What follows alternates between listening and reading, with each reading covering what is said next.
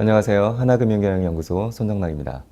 오늘은 최근 부동산 시장의 동향을 점검해보고 하반기 부동산 시장을 전망해보도록 하겠습니다.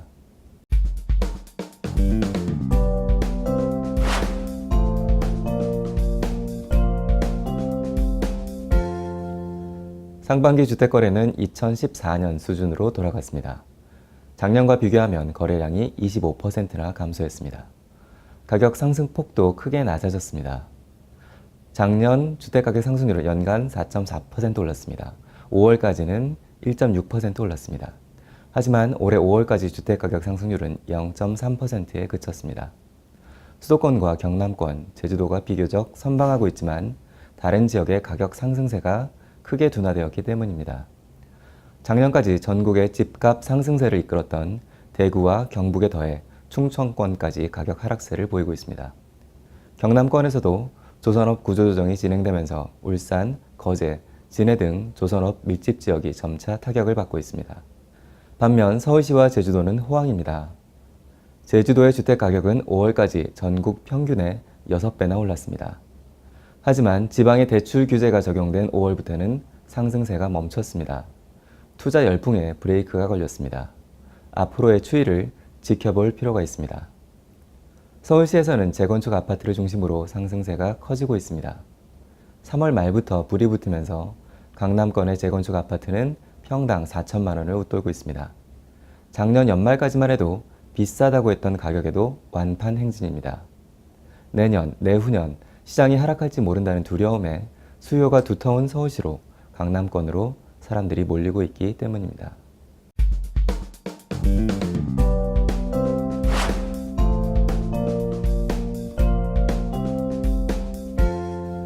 공급 과잉 논란이 일었던 작년에 이어 올해에도 공급이 쏟아지고 있습니다. 2015년 주택 인허가는 76만 호, 아파트 분양은 52만 호에 이르렀습니다.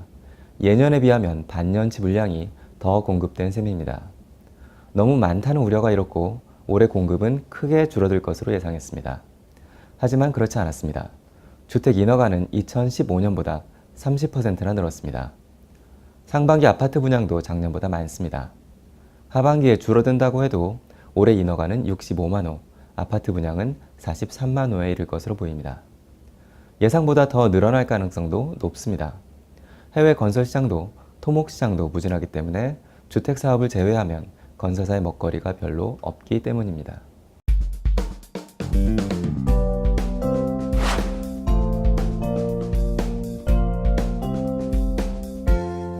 작년 하반기부터 공급이 쏟아지는 와중에도 다행히 아파트 미분양은 크게 늘지 않았습니다. 작년 6월 3.4만 호에서 올해 4월 5.4만 호로 2만 호 증가한 데 그쳤습니다. 하지만 앞으로가 문제입니다. 올해에도 공급이 많기 때문입니다. 당장 하반기 미분양이 늘어날 수 있습니다. 2015년 연말에도 공급 과잉으로 2달 만에 미분양이 3만 호 가까이 늘어났습니다. 같은 일이 발생하면 구매 심리가 급격히 얼어붙을 수 있습니다.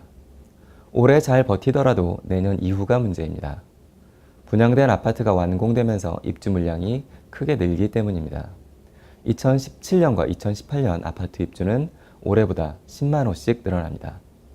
새 아파트로 들어가면서 살던 집을 팔려는 사람들이 많아지면 집값이 떨어질 수 있습니다. 주택 수요가 유지가 될 것인지 중요합니다. 하지만 상황은 좋지 않습니다. 공급은 작년 그대로인데 거래는 25% 줄었습니다. 가격 상승세도 작년 같지 않습니다.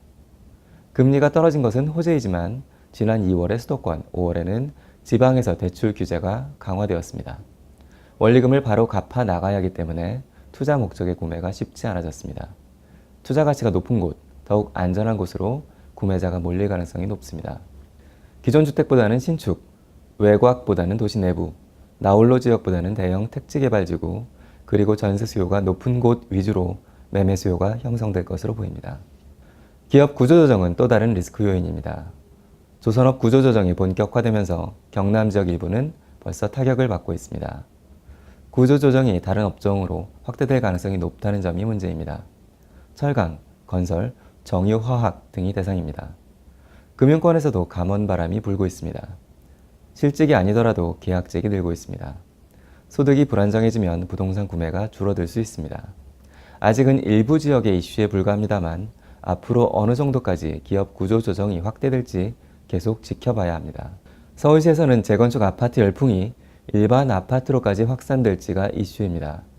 재건축발 상승세가 호재가 되어 서울시 주택가격을 전반적으로 견인할 수 있다는 주장도 나오고 있습니다. 하지만 아직까지는 기대감에 가까울 뿐 실질적인 파급 효과는 뚜렷하지 않습니다.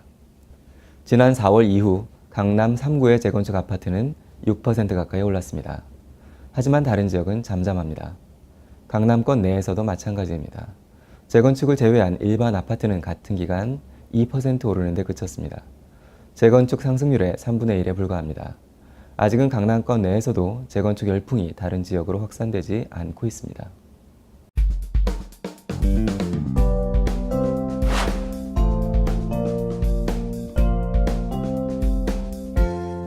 브렉시트가 핫 이슈입니다. 국내 경제와 금융시장 전반에 어떤 영향을 미칠지 논쟁이 한창입니다. 부동산은 한켠 물러나 있습니다. 내국인 중심의 시장이라 직접적인 영향이 적기도 하지만 브렉시트로 금리 인상 가능성이 크게 낮아졌기 때문입니다. 국내 금리를 더 내려야 한다는 주장이 강해지면서 오히려 호재라는 의견도 있습니다. 하지만 아직은 판단이 어렵습니다. 기업 구조조정 가능성이 더 커졌고 미래가 더 불투명해졌기 때문입니다. 다만 금융시장과 마찬가지로 부동산에서도 안전자산 선호가 확대될 가능성은 높습니다. 얇아진 수요에 더해 지역 차별화가 더 강해질 것으로 보입니다. 감사합니다.